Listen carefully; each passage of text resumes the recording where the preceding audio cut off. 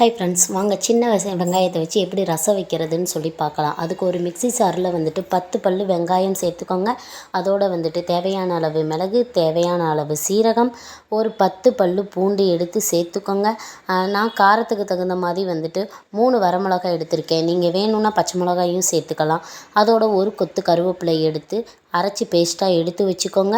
நான் ஆல்ரெடி ஒரு lemon size புளியை ஊற வச்சுருக்கேங்க. அதோட 3 பழுத்த தக்காளி பழத்தையும் சேர்த்து நல்லா பெசரி எடுத்துக்கோங்க. தக்காளி எவ்வளோக்கு எவ்வளோ போடுறீங்களோ அவ்வளோக்கு எவ்வளோ டேஸ்ட் அதிகமாக இருக்குங்க. ஒரு கடாயில் எண்ணெய் விட்டு கடுகு உளுந்து பருப்பு போட்டுக்கோங்க.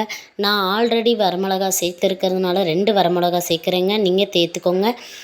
சின்ன வெங்காயத்தை நறுக்கிய சின்ன வெங்காயத்தை இதோட சேர்த்துக்கோங்க. நம்ம ஆல்ரெடி அரைச்சி வச்சுருக்க பேஸ்ட் எடுத்து இதோட சேர்த்துக்கோங்க. சேர்த்து முடிச்சுட்டு நல்லா பச்சை வாசனை போகிற வரைக்கும் நல்லா கிளறி விடுங்க. கிளறி விட்டுட்டு 1 ஸ்பூன் ரசத்தூள், 1 ஸ்பூன் மஞ்சள் தூள், தேவையான அளவு பெருங்காயத்தூள் 3யும் போட்டுக்கோங்க. 3யும் போட்டு நல்லா மிக்ஸ் பண்ணி விடுங்க. மிக்ஸ் பண்ணி விட்டதுக்கப்புறம் நம்ம ஆல்ரெடி கரைச்சி வச்சுருக்க புளி தக்காளி பேஸ்ட் எடுத்து ஊற்றுங்க. அதோடு தேவையான அளவு தண்ணி ஊற்றிக்கோங்க. தண்ணி ஊற்றிட்டு ஒரு கைப்பிடி கொத்தமல்லி எடுத்து மேலாக தூவி விடுங்க. நுரக்கட்டி வரந்தடிக்கும் வெயிட் பண்ணுங்கள். சிம்மில் வைங்க. இந்த மாதிரி வச்சு பாருங்கள், காய்ச்சல் பறந்து ஓடி போகுங்க.